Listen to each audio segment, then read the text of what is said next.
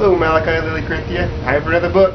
This time we're reading Pocohontas. This is a story of one of the early encounters with Indians when the explorers came to the New World.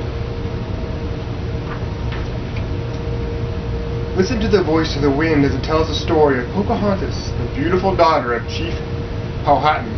Pocohontas loved the land and the many spirits that lived in the animals, the trees, and the wind. There aren't really spirits, but in this story we like to imagine there are. One day Pocahontas visited Grandmother Willow, a wise old tree spirit. "My father wants me to marry the warrior Kokum," Pocahontas told her, "but he is so serious, and lately I have been dreaming a strange dream of a spinning arrow." Grandmother Willow knew there was a great wisdom to be found in dreams. "It is pointing you down your path," she told Pocahontas. "But how do I find my path?" Pocahontas wondered. "If you listen with your heart, you will understand," Grandmother Willow replied. "The spirits that live in all things will guide you." So Pocahontas listened to the wind and climbed to Grandmother Willow's strong branches. Off in the distance she saw some very strange clouds. But they weren't clouds.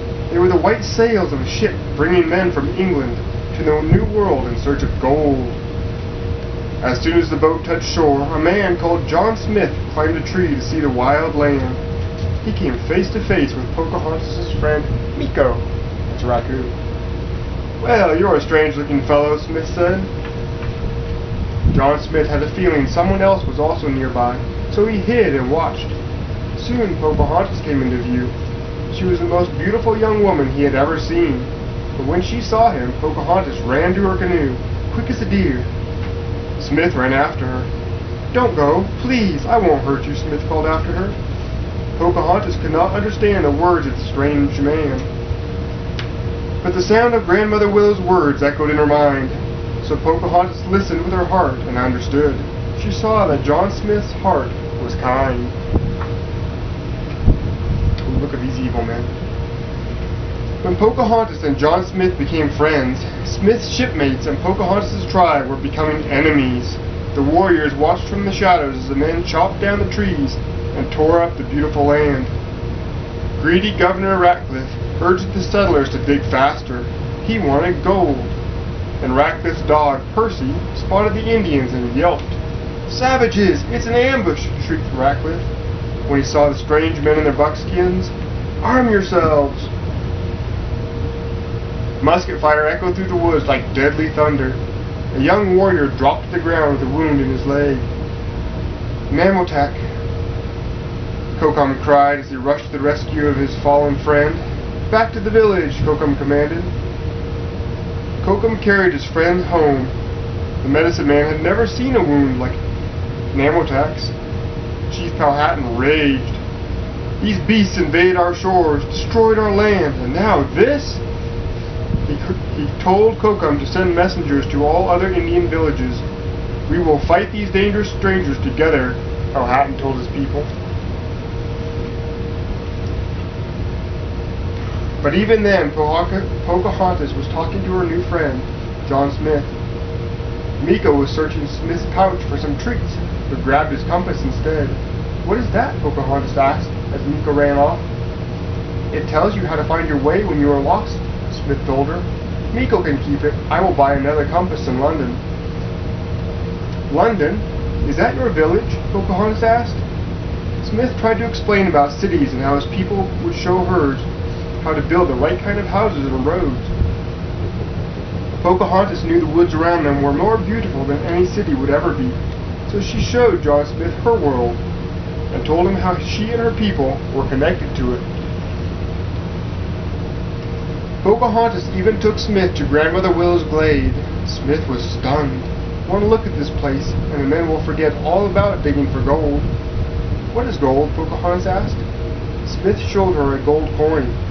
"There's nothing like that around here," Pocahontas said, shaking her head. Smith tried to tell this to Ratcliffe, but the greedy man wouldn't listen. "These Indians have our gold, and they will do anything to keep it," Ratcliffe shouted. "There isn't any gold," Smith said. "Lies, lies," Ratcliffe raged. "We'll get our gold, even if we have to take it by force." In Powhatan's village, the braves were just as eager to fight for their land. But we don't have to fight, Pocahontas told her father. There must be a better path. We should try talking. It is clear the strangers do not want to talk, he replied. But if one of them did want to talk, would you listen? Pocahontas persisted. Powhatan said yes. That night in Grandmother Willow's glade, Pocahontas said to John Smith, "Come with me and talk to my father." Smith shook his head. Once two sides want to fight, nothing can stop them. Sometimes the right path is not the easiest one, said Grandmother Willow. Smith sighed. All right, he said, I'll try. Pocahontas was so happy that she kissed him. Meanwhile, a settler named Thomas was watching them. He had followed John Smith. Suddenly, Kokum burst out of the woods. He had followed Pocahontas. Kokum, no, Pocahontas cried. But Kokum charged at Smith.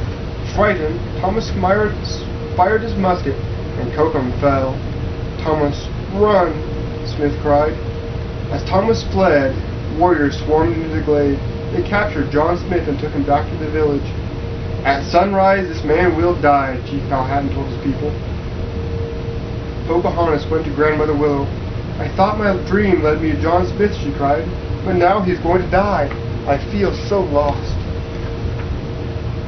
Just then, Meeko dropped a round metal object into her hands. Through her tears, Pocahontas looked at John Smith's compass. The needle moved back and forth. Spinning arrow, she whispered. Grandmother Willow smiled.